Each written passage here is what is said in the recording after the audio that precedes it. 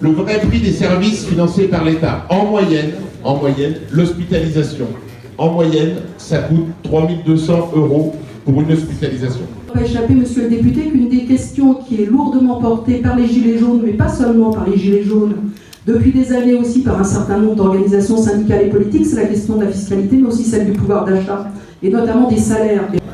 Tous ces footballeurs qui finalement servent beaucoup la cause des gens les plus défavorisés. Monsieur le député, c'est mal barré notre débat, parce que sauf à être complètement autiste, vous et le gouvernement, ne pas aborder la question du pouvoir d'achat, qui est la question qui a justement généré ce mouvement social, j'avoue que je ne comprends pas. De grâce, ne tombez pas dans ces pièges à la noire.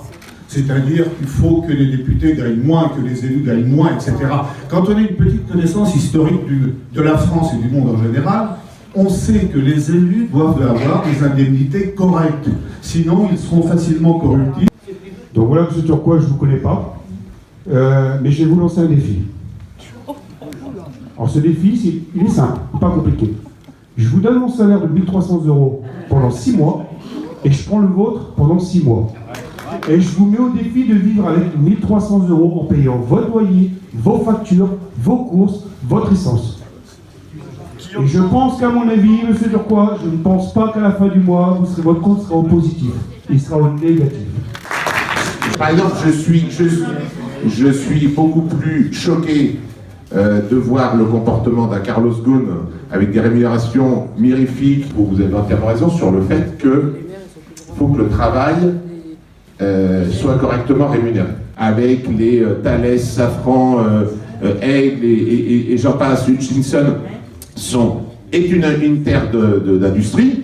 C'est presque une exception au niveau français. Je vous rappelle que Châtellerault est le 2e bassin industriel de Nouvelle-Aquitaine. Quand je dis ça à Paris, on me regarde avec des yeux écarquillés, parce que depuis 6 mois, Monsieur Abelin aussi, on essaye de trouver une solution raisonnable, une solution où les uns et les autres vont trouver un avenir pour s'effondrer. Mais on voit que quand on est raisonnable, les choses elles ne bougent pas, elles n'ont pas bougé du côté de Renault, elles n'ont pas bougé du côté de l'État que je soutiens par ailleurs, mais elles n'ont pas bougé du côté de Renault et du côté de l'État. Il va falloir maintenant établir une forme de rapport de force. Ces entreprises ont un vrai avenir.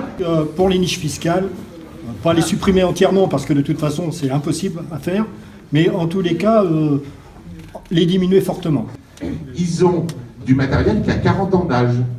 Ma maman qui m'a dit une chose, c'est qu'il y a un maire de la région qui n'a pas voulu faire ses vœux parce qu'il n'avait pas de subvention pour sa commune.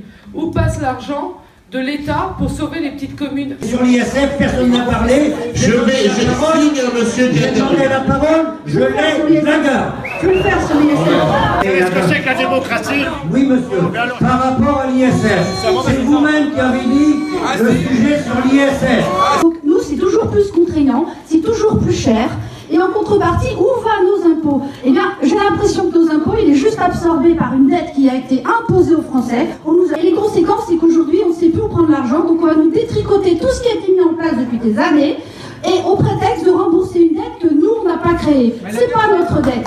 Et donc, il faudrait peut-être commencer par ça, de faire abroger les intérêts d'une dette artificielle. Parce que si on ne commence pas par ça, on pourra nous déplumer jusqu'à notre slip, et ça